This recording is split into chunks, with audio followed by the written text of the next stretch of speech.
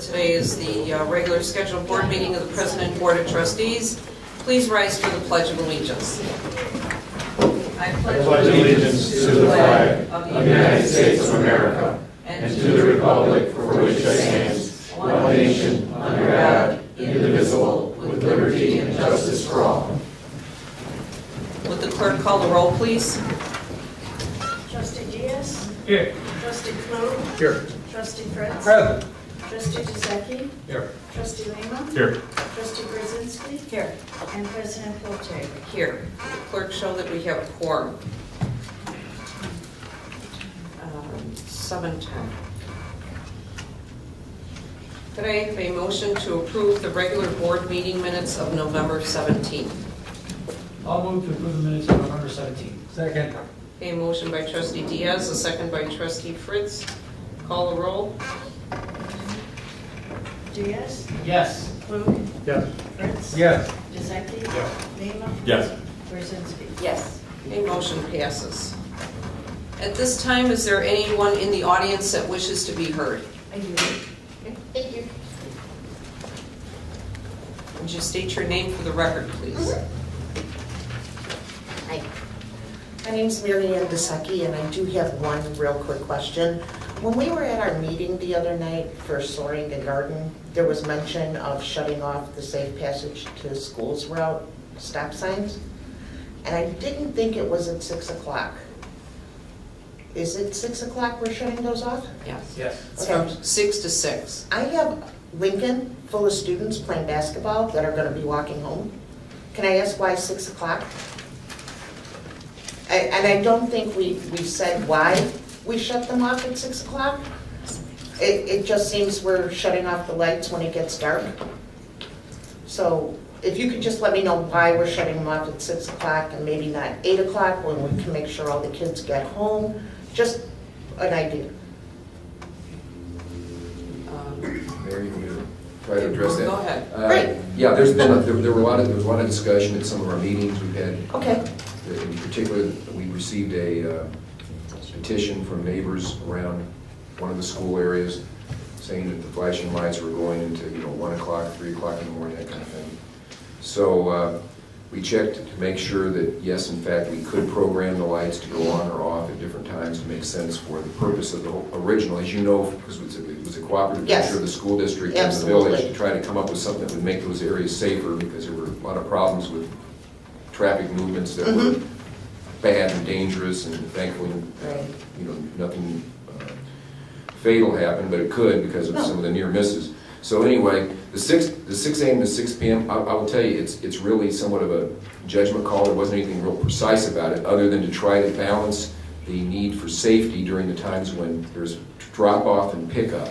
Okay. And we knew that once you get outside of the drop-off and pickup time, then we know there's other events from time to time at the schools, but we felt like as balancing or kind of compromising the objections to flashing lights all around the clock versus the original intent, which was to make those locations safe, we came up with 6 to 6 as one of the answers. Now, could we Okay. change that, one way or the other? How would I Sure, go about we getting could. that change? I mean, I don't know who you spoke to at the schools about like good times or anything, but Just, the only obviously one I talked with was Superintendent Bershevsky, letting her know that we were looking gonna at... shut them off at 6? We did talk about 6 to 6 or 6 to 4 or something, or even, Okay. different times. The thing is that they can't just be changed, like from a remote control. They have Right. to literally be changed independently at every location around, which is a very hard thing to do. So we tried to come up with something that was kind of a universal answer to the thing. Okay. And so we thought, well, let's try this for a while. Okay. We're open to your feedback, others on the school board, residents. Great. And we may change it later, maybe we'll change it by the time of year, I don't know, but we just had to start somewhere, because we thought, it did make sense not to have those flashing deep No, into the I mean, at early 10 o'clock hours at of night, the 11 night. o'clock at night, I understand Yeah. completely, but since Yeah. we have two basketball games tonight, and they're probably still going on, and kids are walking Yeah. home, Right. it doesn't seem right that one person complaining at one school shuts them off at all the schools. So I just need to know how I go about getting that changed to at least 8:30.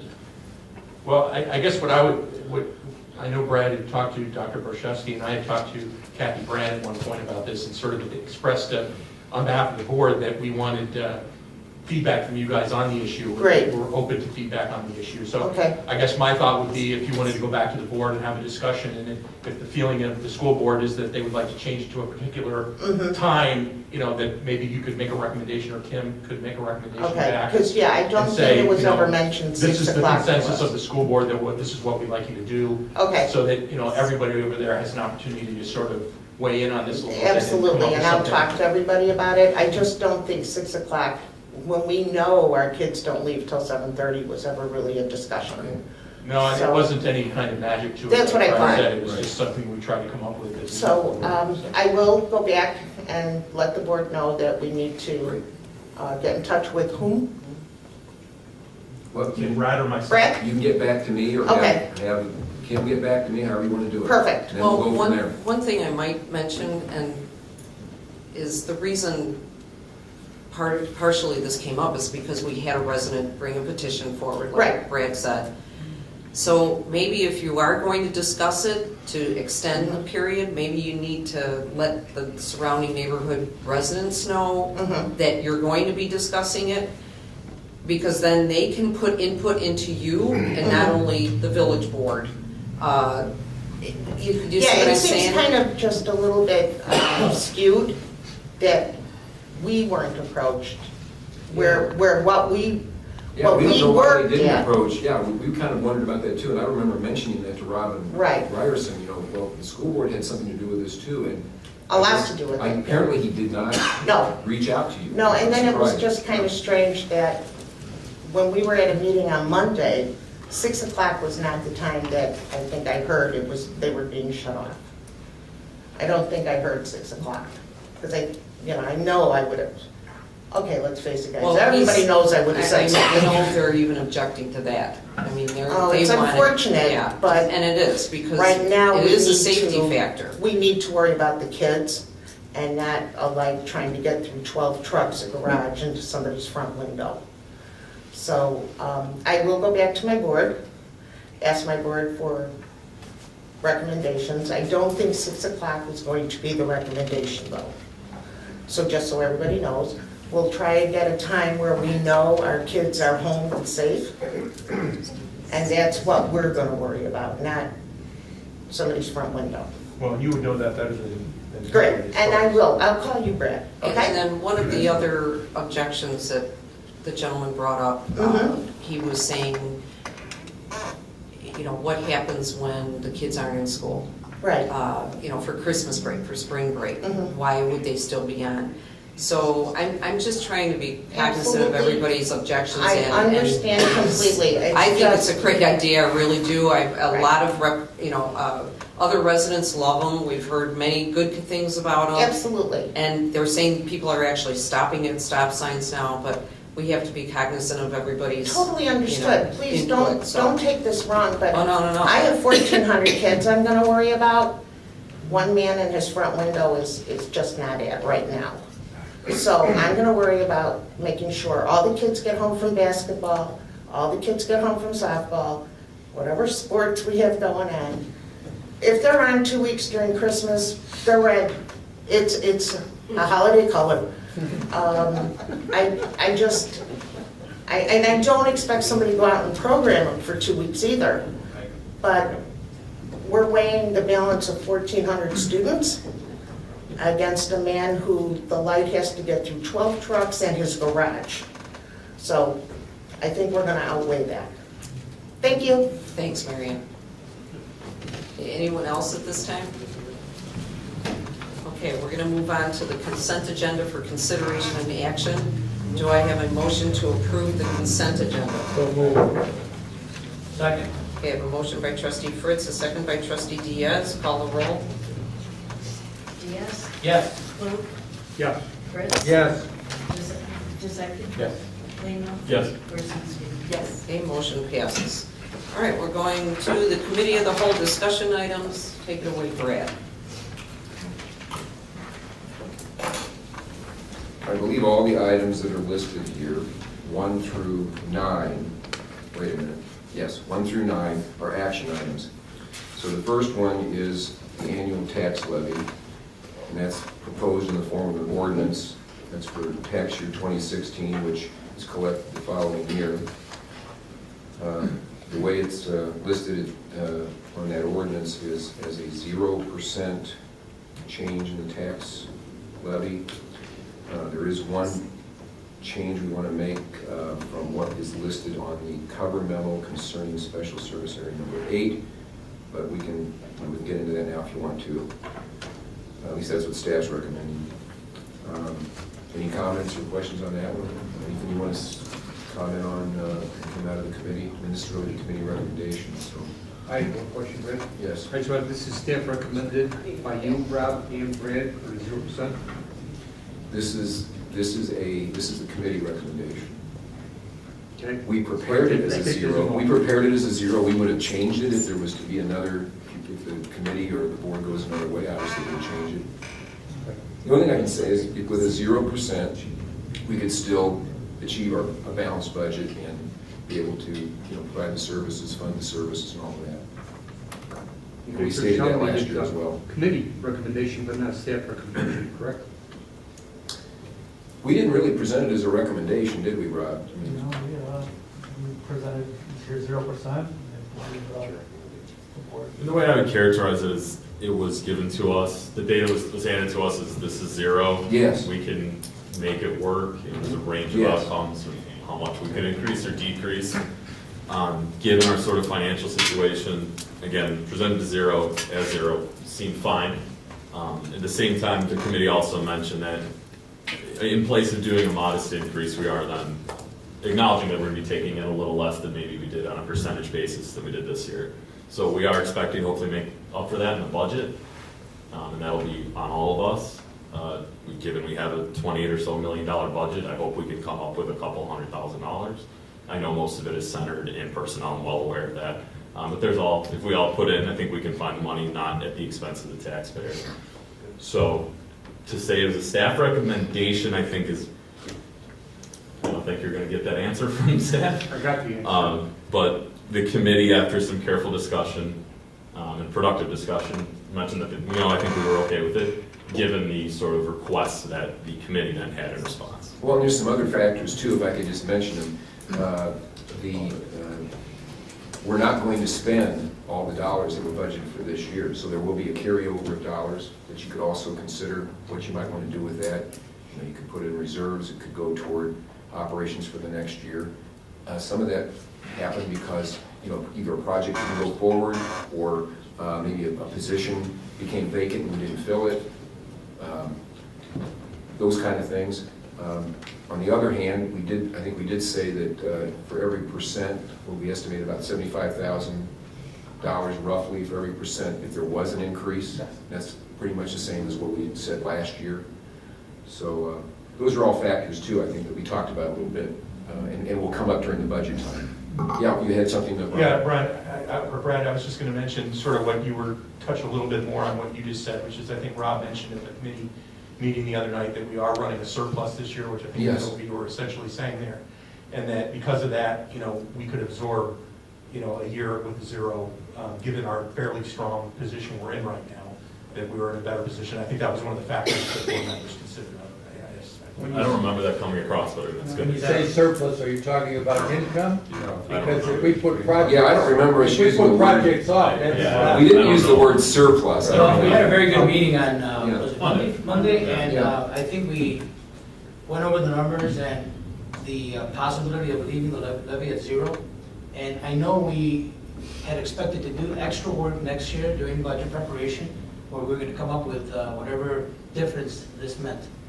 Correct. We never discussed it. As far as the revenue projections, my revenues are probably going to come in a little stronger than projected, just maybe by 1% or 2%. Expenditures, however, we have some capital projects we might not get to this current year. So we are putting some projects off that probably will get to the budget next year. However, it seems that within the last couple of years, we're not getting to all the projects that we've budgeted for, just because we're trying to be aggressive in improving the infrastructure in the area. But overall, a 0% increase is doable. Next year's budget will still contain a surplus with a 0% increase.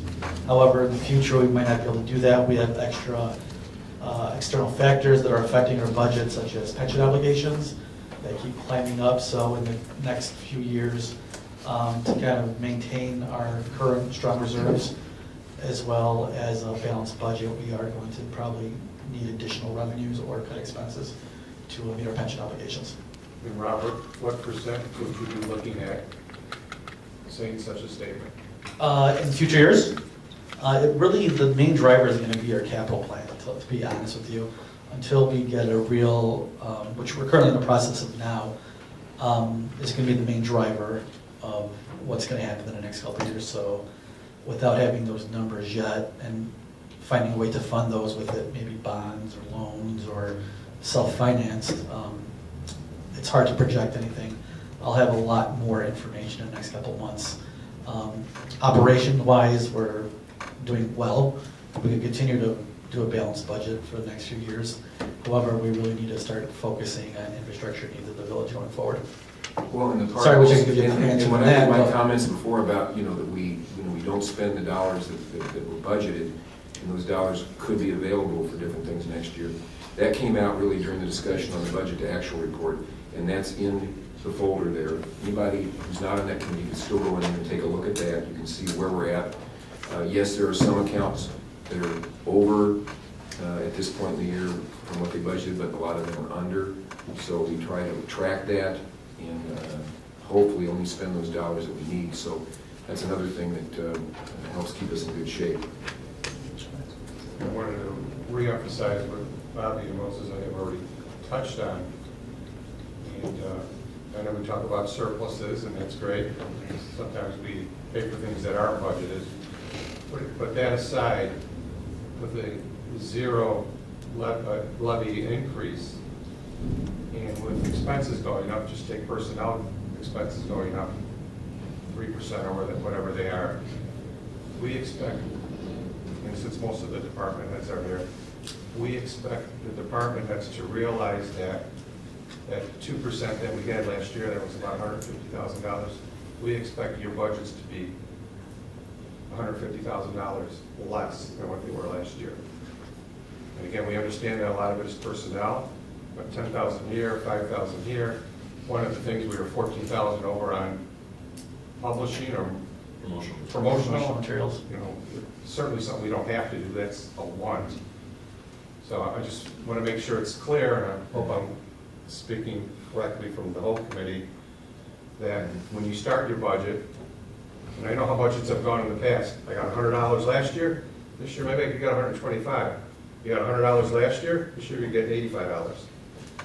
So I just want to make sure we set the right tone, because after the first year, we're going to be looking at numbers and budgets, so let's make sure we have the right tone to start off with. And we'll be starting our budget process probably right after holidays, so I will. So we're knowingly taking in less, which means we're knowingly spending less. Yeah, I agree with you. Yes. Just The so goal we're is always prepared to- to make those The sacrifices. goal is always obviously to maintain a strong financial position without burdening the residents in any overdue manner. So if we're going to run zero, then we expect that we, all of us, the administration, has a budget as well to find some extra money to do it. Agreed. We have time to do it, thankfully. Okay. Yes, that all did come out of the committee and then some, so thank you for all of that. Is there anything else on that item? Okay. And the next one, another item, those first two came out of administration finance. This is another one that came out of the committee as well, property and casualty insurance. And then there was a selection process, and that included proposals, requests for proposals, and one particular firm is being recommended to the board for consideration and approval, so that they could go out into the market and as broker on behalf of the village, hopefully get the best coverage for lowest cost. Any comments on that? Anybody want to- Sure, is this regarding Yes, item please. 3, the P&C insurance? Pardon? Are you referring to item 3? I am referring to item 3, I yes. just thought you might have skipped over. No, I'm still on the items that came out of Monday. Okay, sure. Yeah, I was, if I could put a little color Please, around that, just please, because go it ahead. wasn't, we didn't get the agenda, the summary page to go along with it.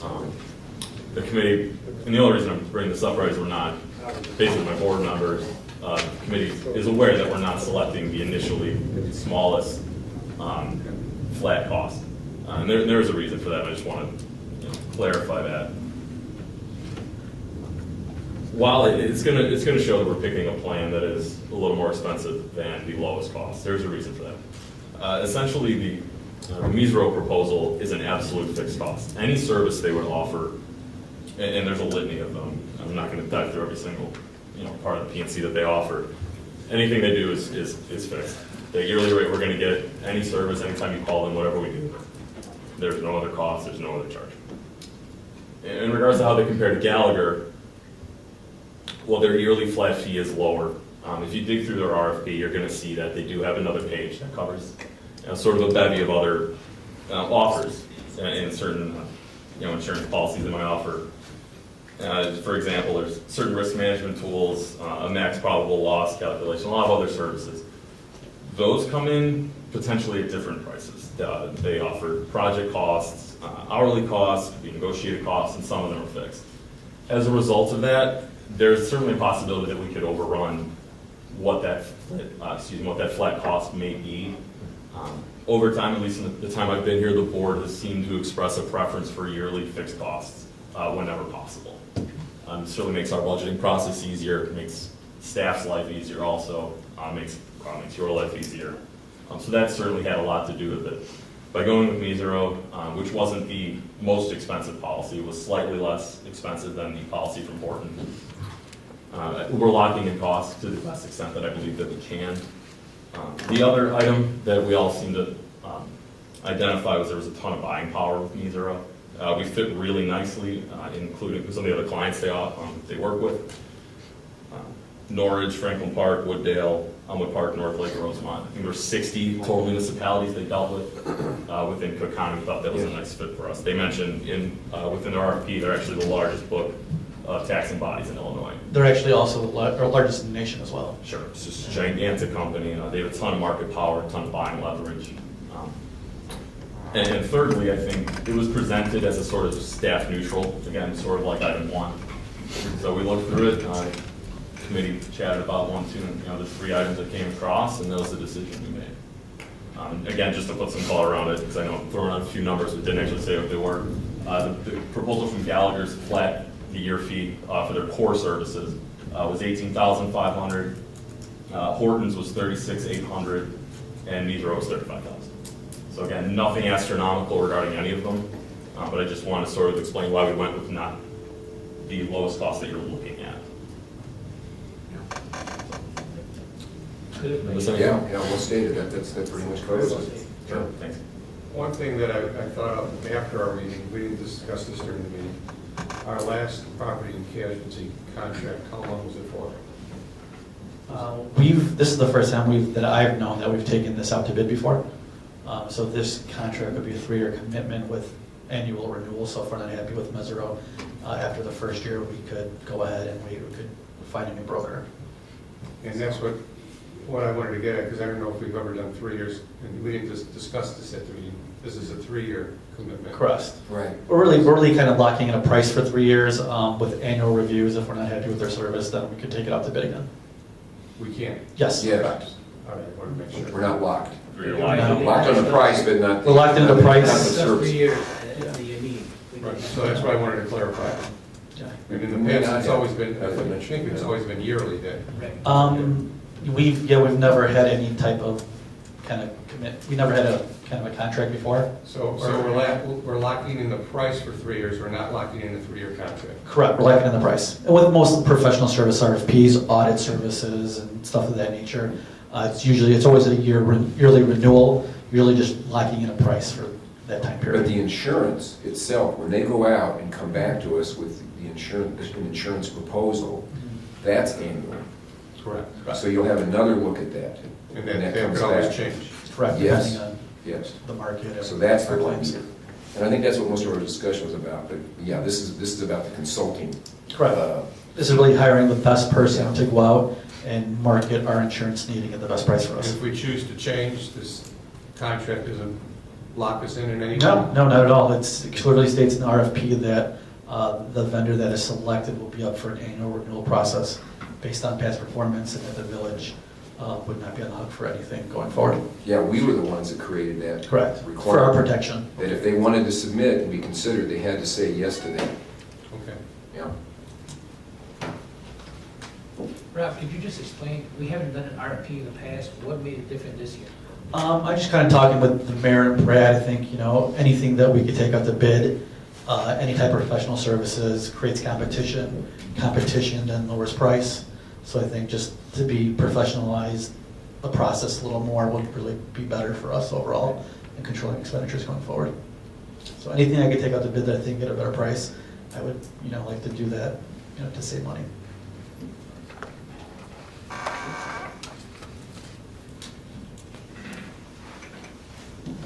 Okay, so anything else on that one? All right. And the only thing I could add on that, one more thing, is that would be if this is approved, then they would need to work pretty quickly, because this is a February, I think. I can't remember the exact days.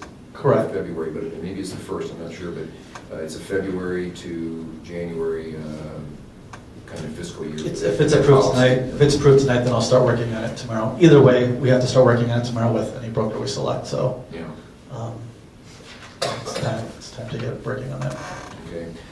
And the next one, this is one that there's not a whole lot of firms that do this type of thing, but this tax auditing consulting, and in the way that it's being proposed here tonight from Azavar Government Solutions.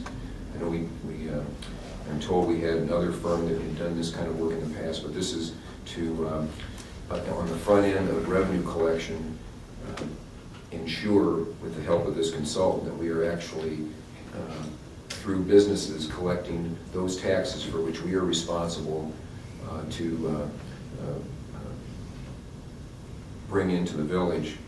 This doesn't include, like, the state collected taxes, like that are in the local government distributed fund, the sales income and all that, or even the motor fuel tax. This is taxes that we are responsible for collecting, so this would be a firm that would help us ensure that we're actually getting everything we should be getting. And so we will do an audit and then advise us on that. So I don't know if there's anything else you want to add to that, Rob, or anybody else from the committee. One other thing, it's on a contingency basis. That's important. They only get paid for that amount, and then it's on a 45% commission, 55% to the village for anything that they identify that we aren't collecting now. We will give them 55% of it and get the other. Very similar structure to the collection agreement we got. It's just on the front end instead of the back end. Yes. Correct, and the nice part about this is not stuff that my staff can internally do. This firm looks at the billing processes of the ComEd, NICORs, Comcast, to make sure that they're billing properly on the front end. My department, we don't have access to that kind of information. We don't have the technology, the data mining skills to kind of do this. And of course, it's contingency based, so it's revenue that we would not be able to get otherwise. Great, is that 45% negotiable, or is that? I think we negotiated from 50 to 45. It was 50-50 split, I think that they. Yes, that's where they 45. started. So That's right. we're always willing to deal when we can. Well, we'll see what they come up with. Hopefully it'll be good for us, and that's another one that we're not locked in forever on. It's as long as it seems to be beneficial to us. I mean, the ideal would be that these collection points, businesses or utilities would get the message that they need to start doing it right. And maybe eventually we wouldn't have to have somebody help collect it for us or identify the collection for us. But we'll see how it goes if you approve it tonight. And then the next one, fire department personnel. So this is that request to increase the number of firefighter paramedic count by one. We had one firefighter paramedic that's on disability, and there was one that just retired. So the ideal from the fire department is to ask that you amend the ordinance to increase the count by one. Is there anything, Lieutenant Budnick, you'd like to add to that, or add a little background to that?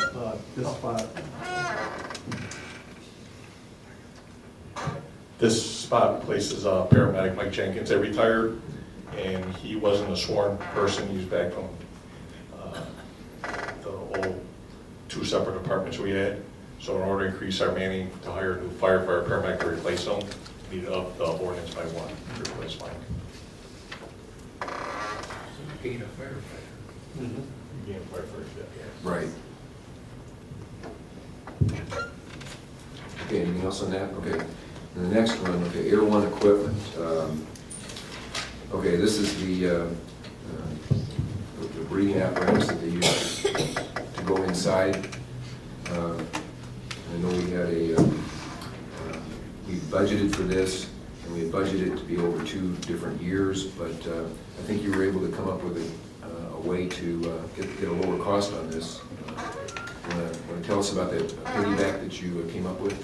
Yes, originally through a proposal we received last year, it was about a $180,000 expenditure. And through the budget process, I believe $90,000 was approved this year and proposed $90,000 next year.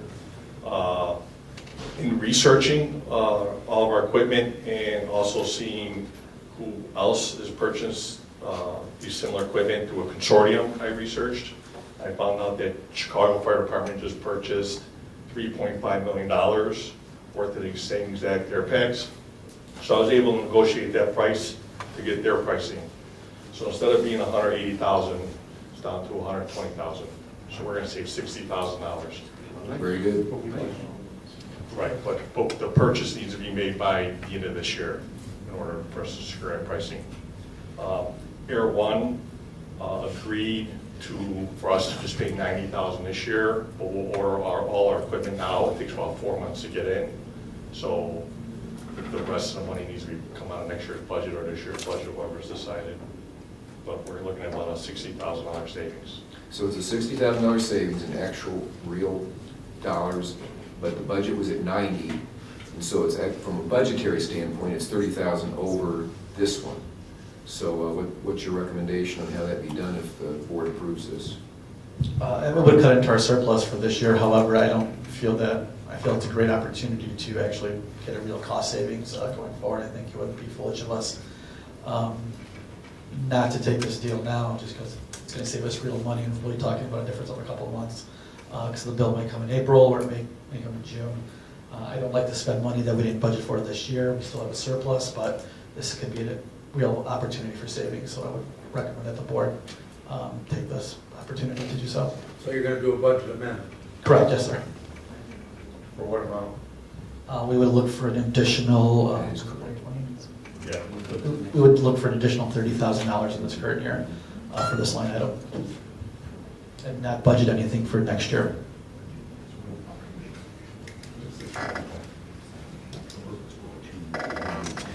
I thought some of the discussion was to pay 90 now and the rest later when it comes in. It may come in April sometime, if we order now. We order now, it takes about 4 months. So our fiscal year ends April 30th, so if we have to pay before April 30th, then, or if we receive goods before April 30th, it would hit this budget year, not next budget year. But we would still have to do a budget amendment. Correct. We're going to do The premise that we may have to. We're going to do a budget amendment regardless, just because when we did the budget, 8-9 months ago, we had planned on doing some items that we were not able to get to, where we decided later in the year that just didn't make sense anymore. So I think it's best practice is to do a budget amendment before the end of the year regardless. But we're going to be saving $60,000. Correct.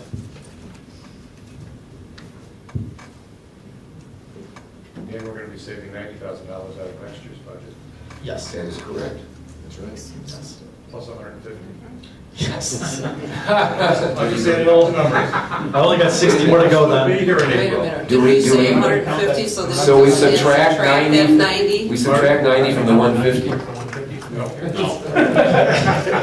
Because it's not budgeted. And I thought we were halfway there. Let's All right. leave it in next year's, but I don't know if the timing's gonna allow us. All right. Okay, anything else on that, or you think I think we've covered every angle of that. So it sounds like everybody understands what this would be and the outcome of it, if you vote for it. Okay, so the next one, this is Another bit of preparation for the winter that we know by going outside it seems to be coming, or maybe if it hasn't arrived yet, it's on the way. So I'm going to let you, Eric, as Public Works Director, explain one of your favorite things, the beet juice. Good evening. As I mentioned at the last board meeting, we had treated the initial quantity of salt that we had in the Dolmar is currently treated with the beet heat.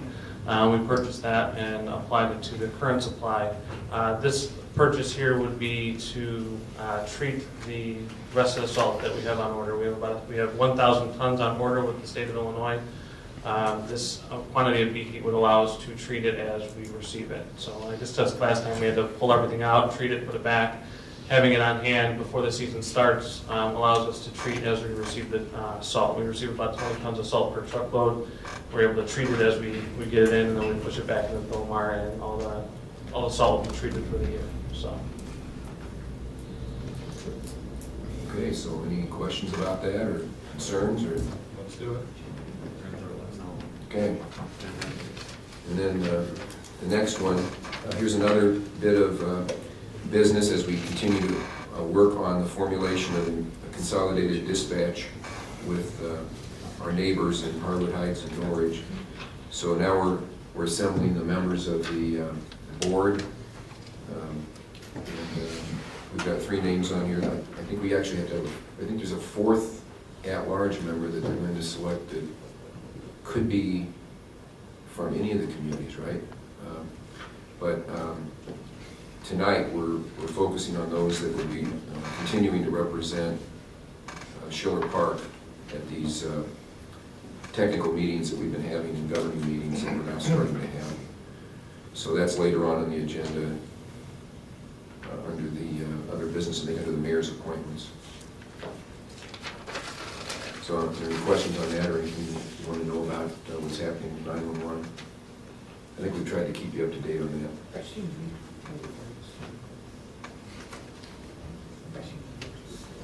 All right, anything, Trustee Diaz? No? Okay, on that. All right, so then the next one, and the last item for action is this Class C liquor license proposed reduction by 1. This is being brought to you. This didn't actually go to the license committee, and I'm not sure what our tradition has been, but it's being brought because the business itself contacted us and said they're not going to go forward with their plans, and so we think that it'd be good for you to reduce this by 1 so that that license can, the license numbers can then match the number of active businesses. And that's been our practice. This is the Martini Black. That was that catering type business.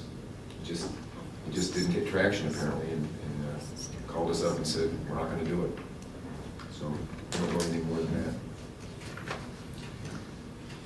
So that's it for the mayor for the items for action tonight out of the committee of the whole. Are there any other comments? Brett? Yeah, I do have the only thing is I do have my manager's report that was placed in the meeting folder, and I cover such things as the crime-free housing, updating you on where we're at with that. We're at the stage of moving toward the enforcement part of it that would start next year. Update you on some of our work with the staff concerning the website and the graphic information system. We continue to do things that add more information and help us tell the outside world what's going on with Schiller Park and what's available here in Schiller Park. I update you here on the comprehensive plan because we had another citizen advisory committee meeting recently, and we talked about some areas of town that hadn't been addressed in detail before. So if you have any questions on that, we can always address that now or at one of the upcoming meetings. I update you here on our discussions with Canadian Pacific Rail Yard. I think those discussions have been going very well. They seem to be progressing because, I'll just give you a couple of examples. We don't have time, obviously, to go into all the details tonight. It's not really an item of business tonight, but one example is actually they've started to send actually two employees of Canadian Pacific Rail to these meetings. We never had a railroad employee or executive at these meetings before, so now we have 2 of those along with their partners, the Dream Development Company.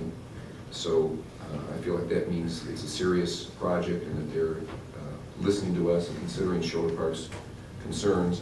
And the reason I say that is because their preliminary plan, although we don't agree with everything that's on their plate right now as far as what they want to do on the site, they did incorporate most of the features that we asked for in terms of roadway, stormwater, and acreage for municipal buildings.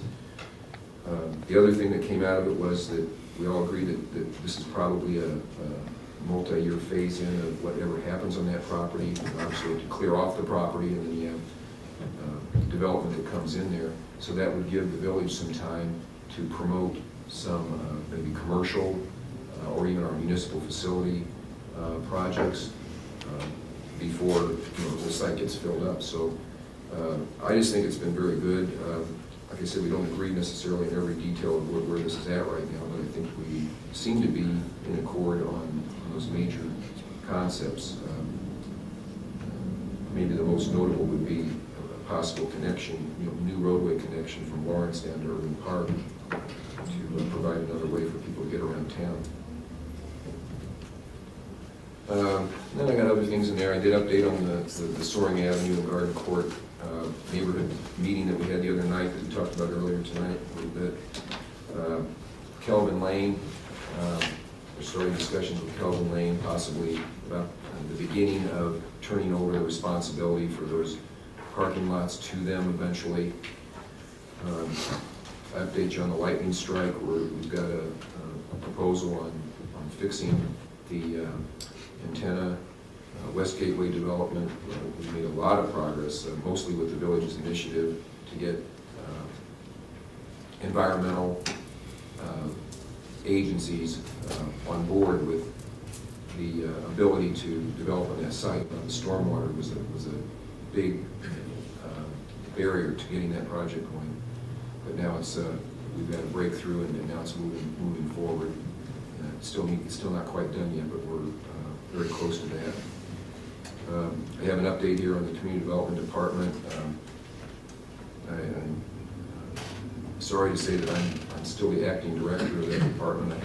I'm doing that work as well as the village manager work, but making a few changes in the direction of the staff and how they're doing things. So they've been very cooperative in working with me on tightening up some things and changing some things about how we're going about business, and they're also doing a good job of getting ready for and ramping up on the crime-free housing. Happy to say that. So, and then the other things in here, I just have some. I went to this Chamber by O'Hare was really a good one here. I think that Susanna that you met and talked about the benefits of coming to Schiller Park. That business she's got going over there is very interesting. I know a couple of trustees, Clute and Fritz, went to this as well, and that's a great addition to Schiller Park, I think. Another thing, this came up also at the meeting on Monday, was the spot audits of the parking facilities. We presented a report. We've got some follow-up to do, and then we also have hotels and gas stations to look at.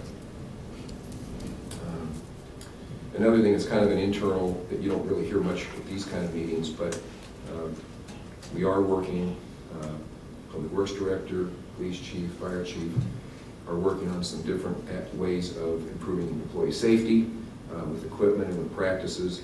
So that's going forward. We need to continue to do that so that employees are able to provide service with the least amount of risk to them and to the public as they're doing things, driving vehicles, working out in the field, that kind of thing. You can see I'm not gonna say anything, but I do have a picture there of the Safe Routes to School stop sign. You know the rest of that story. I don't think I have to say any more. And then I just put a couple of pictures in there about the annual pumpkin smash. That was a pretty cool event. A lot of kids were there, children, and it was very good event for everybody that was able to show up for that. I also mentioned the Light and Family Service Dinner here that some of us showed up. I mentioned the Frientzes, Klubes, Chiodos, and Sandra and her guest came to that. And I was there on behalf of the mayor to present some information about our gift to that organization. So that was a good event. And then finally, talk about a lot of children. Take a look at that picture there of all the Veterans Day ceremony activities over at Lincoln on September 11th. Trustee Klug was there too, I know, as a veteran, and that was just a really great event. And students from every one of the schools did something that day, either singing, presenting, serving the brunch. It was just a great event. That's all I have. Probably went on too long, but that's it. If you have any questions, let me know. Thanks. Brad, I have a question on the soaring meeting, Yes. soaring guardian meeting. we Yes. had. I know there's a lot of initiatives we have in progress, Yes. but is there a way we can get the mobile speed sign implemented sooner rather than later in the alley? I'll get it done tomorrow. Thank you. Thank you, Chief Regatas.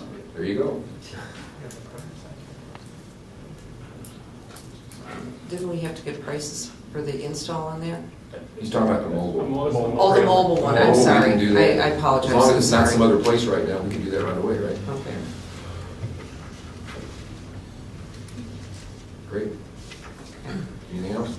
And we had a resident that said he could put it behind their house, which is right behind mine too. You know, if you're looking for a place, some people may not, they're gonna say it's gonna block their 9845 or 9843. Thank you. Okay, village engineer, any comments?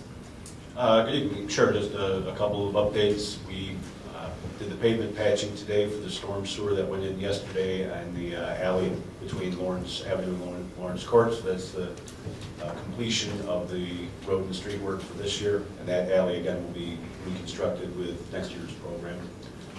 And also the PED signals at Lawrence and River are up and functioning. The only thing that remains there is for the state to take maintenance back, and once they do that, then Red Speed can come back and get their cameras back up and running, and that project is complete. Thank you. Okay. Nothing from community development, okay? Eric? Well, wait a minute. I might want to tell them about the meeting next week, at least do that. Okay. We have a ZPA meeting next week. It's going to be in regards to 16C08, the airport parking facility on River Street. And then 16-T-10, which is for the automated parking systems, adding it as a conditional use under the C districts and the I districts.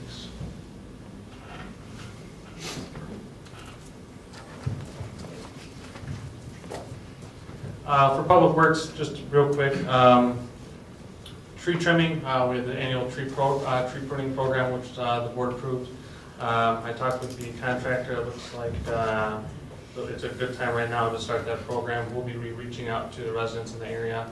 The area that was selected for this is the first year of the tree pruning program, is the area pretty much bordered by the railroad and to the east to River Road, Irving to Lawrence Avenue. That area right there will have the initial tree trimming for this year, so it'll be a complete pruning. That's what we budgeted for this year. Obviously, we just discussed we're going to be rotating it annually. So they'll be in town starting Wednesday. We'll be contacting residents. They will be notifying people by the block to try to keep people as much as we can off the street to avoid any issues with parking. So we'll be reaching out to the residents there, but the hope is to start next Wednesday. And it could go for, it's probably going to be about a week. They should be able to come in. They come in, all their crews, hammer it out in 1 week or 2 weeks and then get out. So they're not taking up a lot of time. So they do come in, hard and heavy and get it done. So this will be the first year of that. So if you have any questions, we'll put something on the website, we'll put something on the board, and we'll notify the residents. We talked at our Tuesday meeting regarding soaring about some trees and bushes at 25th and Soaring, you make the turn. Is that something that would be a part of this, or is that something we would do separately? So the bushes were removed today. Okay. So I know that was a sightline issue. Right. So the bushes are removed today, completely taken out. Thank you. So that sightline issue's been removed. The trees themselves, that's a further discussion. I need to actually physically go and inspect those trees to see if that's something we want to remove. So we haven't made a decision on the trees being cut down, but the bushes themselves, which I think was the biggest sightline issue, those are gone. So when people are making that turn onto Soaring, if there's anybody in the street or there's concerns, they should have an open, or more open sightline. Mayor and Village Board, I have nothing this evening. I have nothing at this time, thank you. The fire department has nothing to report. And nothing from finance, thank you. Start with Moses, anything? Nothing to add. Okay, thank you. Russ? Nothing here. Larry?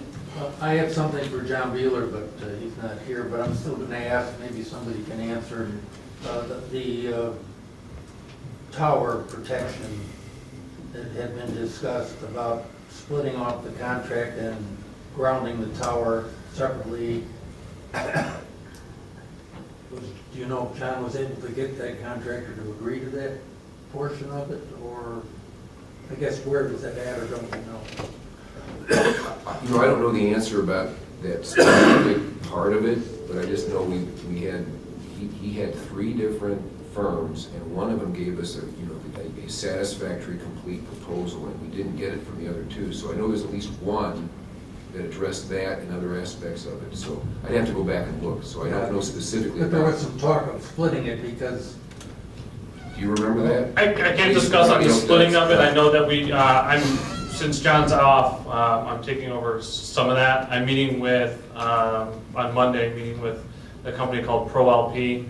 They provided a quote for some of the protection. They're just doing a site inspection on Monday so I think that's the process he started, was to get some quotes on getting that work completed. So I don't know what else he's got going on. I just want to let you know, he started a process of having inspections done so we can get good quotes with lightning protection.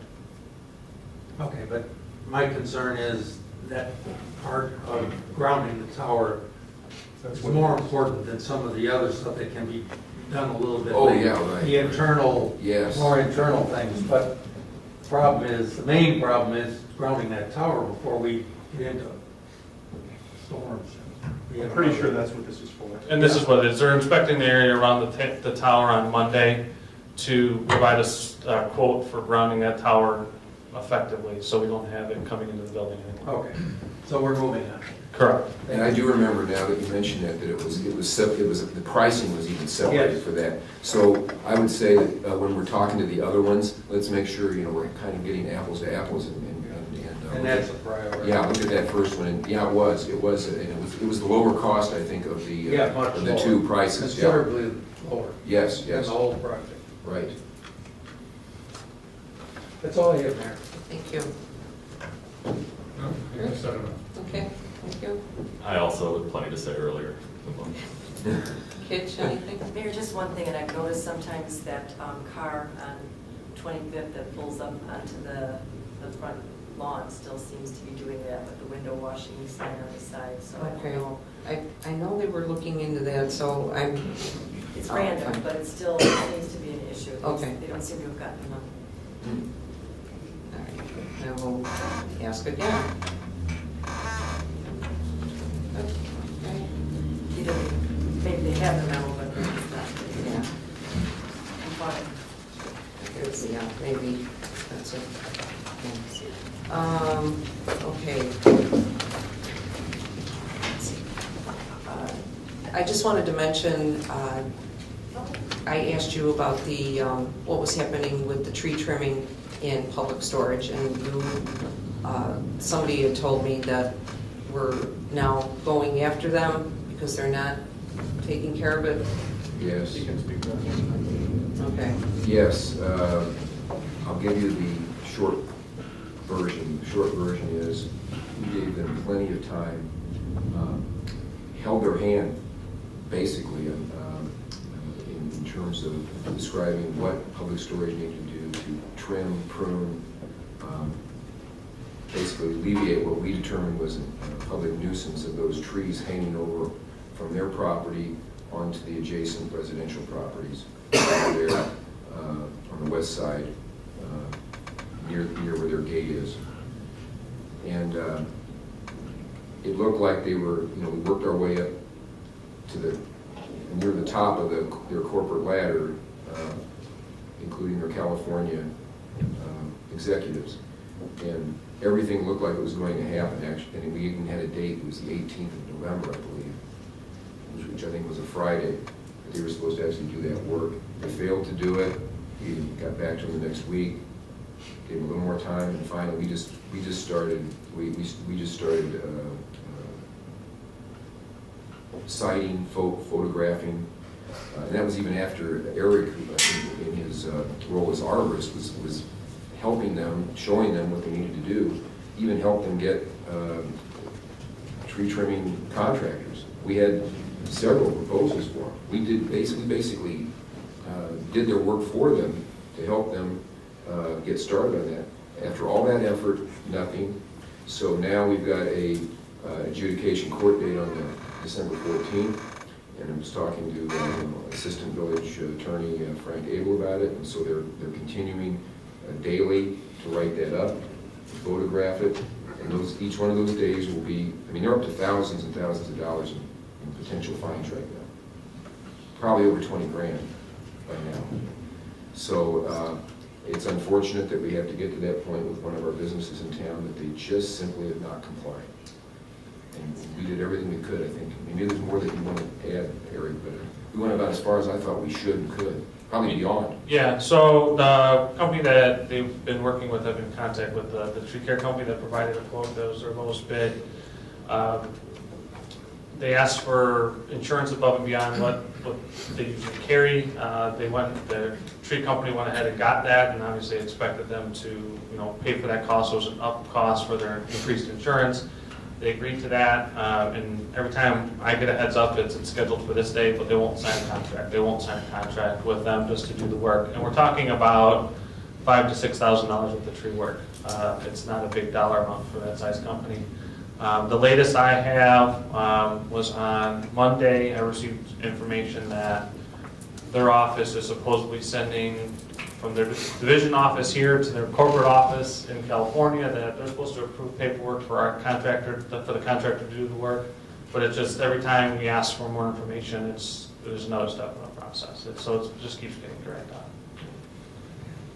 And we have residents that are complaining because it's hitting their garages, and then some of the branches, when it's windy, actually hits some of the wires and it's sparking. So we're a little concerned. We don't need fires in the back of public storage, so we want to get that, nipped in the bud. Anything on the ComEd installation of lights? Have we heard anything about that? I have not heard any dates for the updated time frame. They gave us notice that they were going to proceed once their crews are ready for this time of season. That's when they do it. We have heard nothing back from Corey from ComEd on an updated time frame. So we're in the queue for them to do them. I just don't know where we're at in the queue, so I can reach back out to Corey. But we got a notice back in beginning of November that they were going to start moving forward. So I can reach back out to them and see if we can get an updated time frame. But we're in the queue. They don't move fast, I know that, yeah. ComEd is... Because we've asked for several other improvements on street lights, putting in other street lights. Correct. We have multiple requests in for installation of new light heads on existing poles. So it's not a new pole, it's just adding a light to a pole, and ComEd just takes their time. And so that's what we're kind of dealing with at this point. They have control of it, they own the light, so we don't have much control except for constantly pushing. Thanks, Sarah. And I thank Pat. I do want to thank you for contacting CP about the ding, ding, ding over by the metro station. What happens is on the weekends, the freight trains park by the metro station, and it triggers the pedestrian crossing, and it goes on forever, all night. So people are calling and saying, I can't stand this anymore. How can we get it to stop? So we're trying to contact CP to see if they can, when they do park them there, somehow somebody deactivates them for the time being, because I can hear them all the way by my house, and you just ding, ding, ding, ding. So I can imagine those by Rose Street are going absolutely bonkers listening to it, so.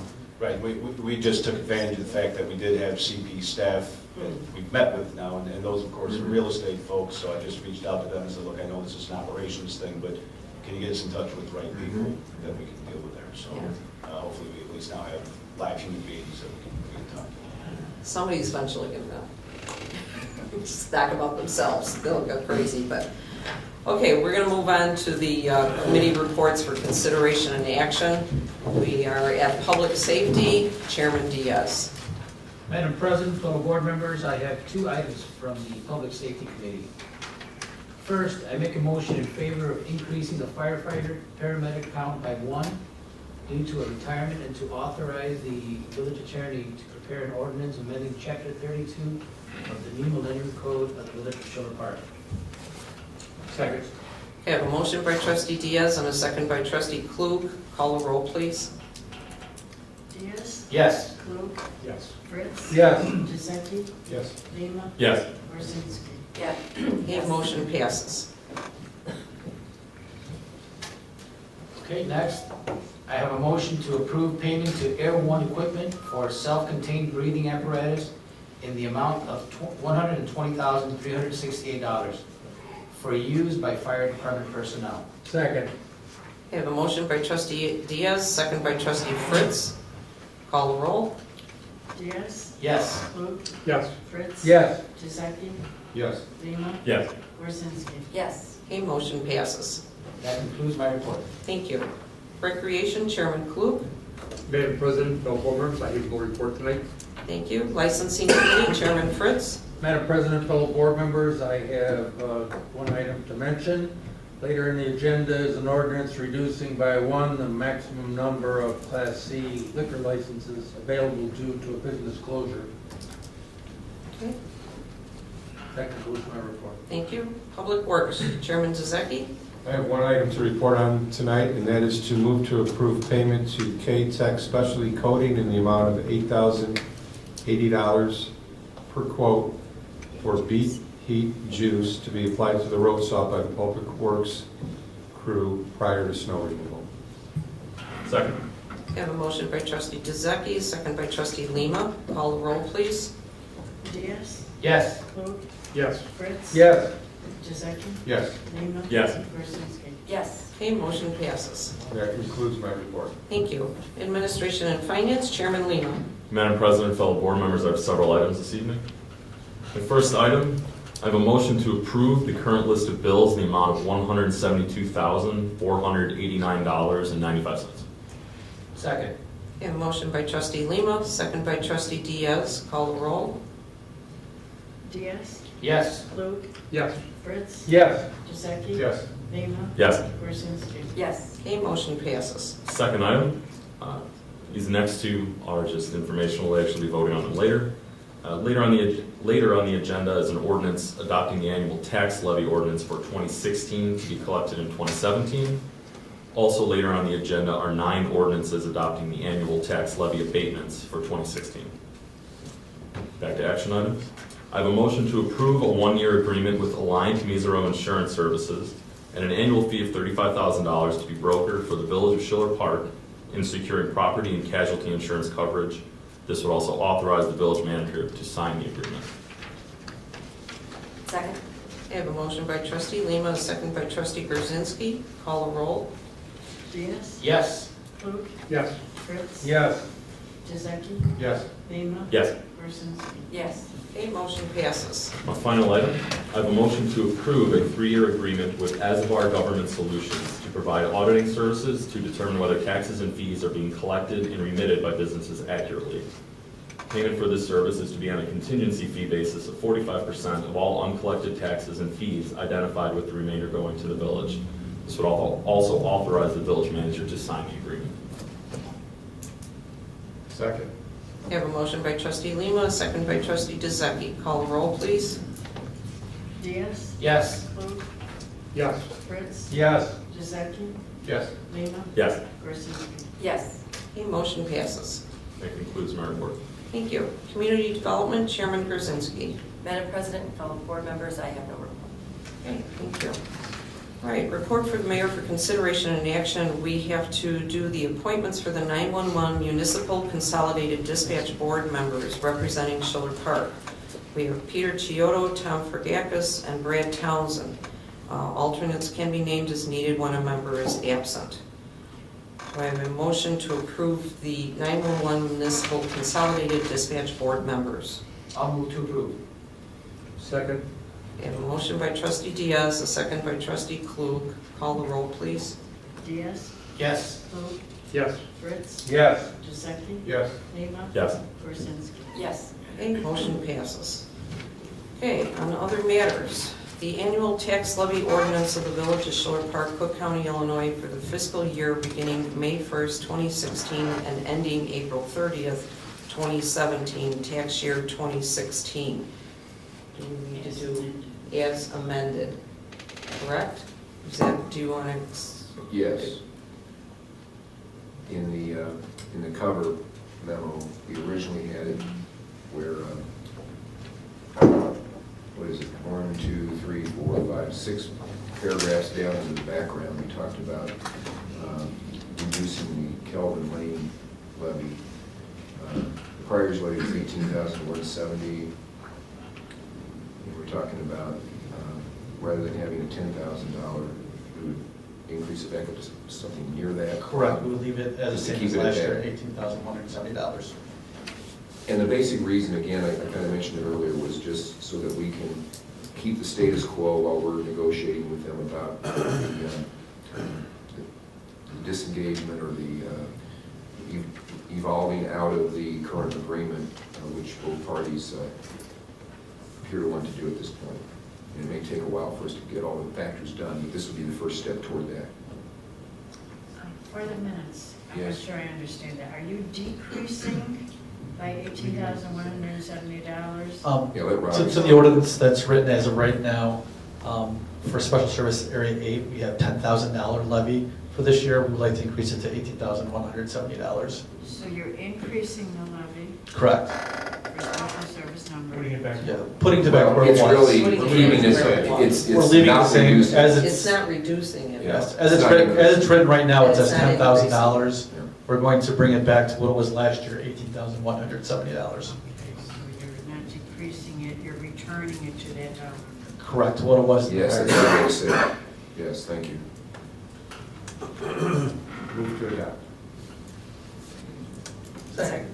All right, motion by trustee DeZeki and a second by trustee Diaz, correct? Fritz. Fritz? I'm sorry. Fritz? Okay, call the roll, please. Diaz? Yes. Klug? Yes. Fritz? Yes. Giuseppe? Yes. Lima? Yes. Gorzinski? Yes. Okay, motion passes. Ordinance number, please. 16-3073. All right, for ordinances number 2 through 10, we are doing as an omnibus, correct? Can? Yeah, okay.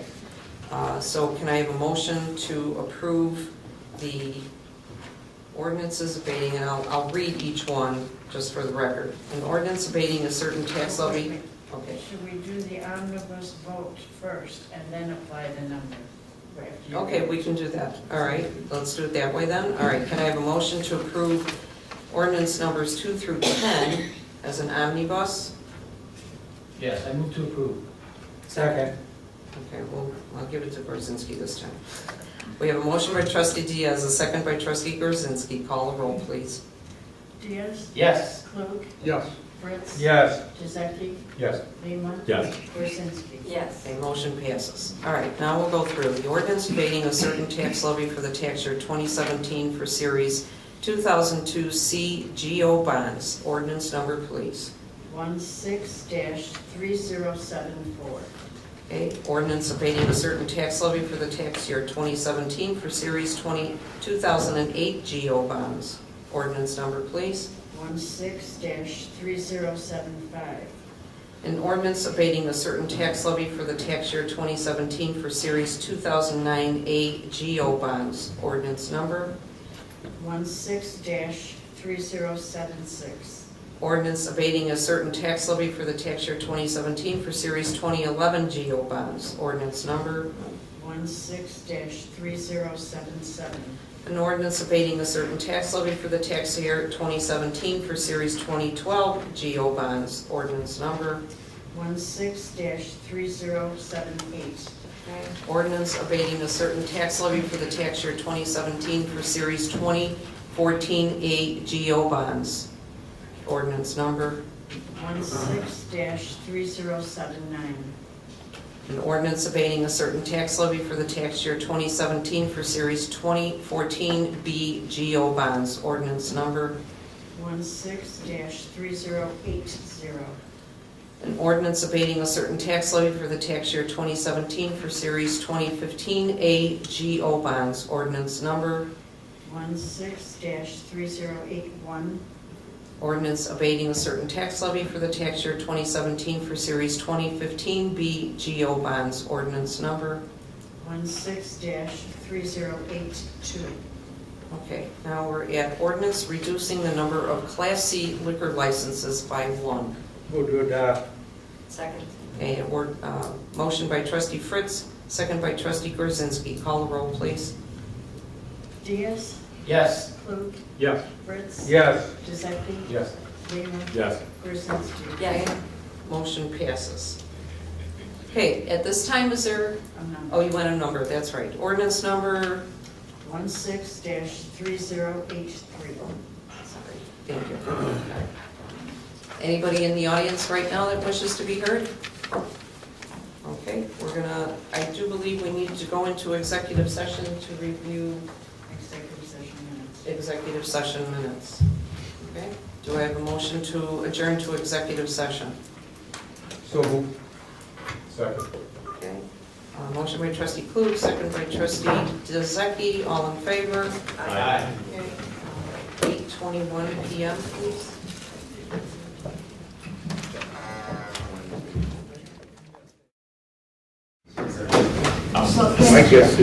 Okay, can I have a motion to We weren't sitting together. convene into regular session? I'll move. Second. All right, Brzezinski and Lima, all in favor? Aye. Okay, we've got 8:34 PM. And then I need to call a roll. Call a roll. Okay. Moses. Here. I can't, I would like Klug. Yeah, here. Fritz. Present. Here. Giuseppe Lima. Here. Church and Barton. Okay, we're here, all right. Can I have a motion to adjourn regular session? Do we have to read? We have to. Yes, that, you're right. Oh, yeah, okay. Because there was, Thank you, I'm sorry. so Okay, there so, was action. an action item.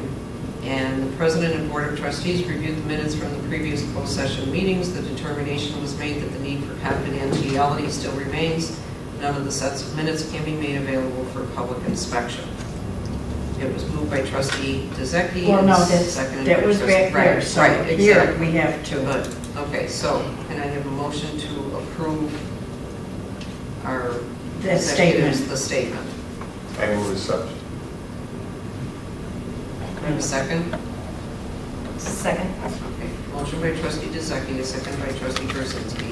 Call the roll. Okay, Moses. Yes.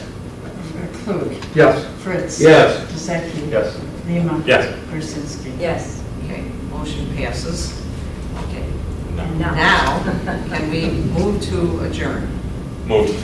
Second. Okay, motion by Lima, second by Gorzinski, all in favor? Aye. Okay, 8:36 PM. Thank you, everyone.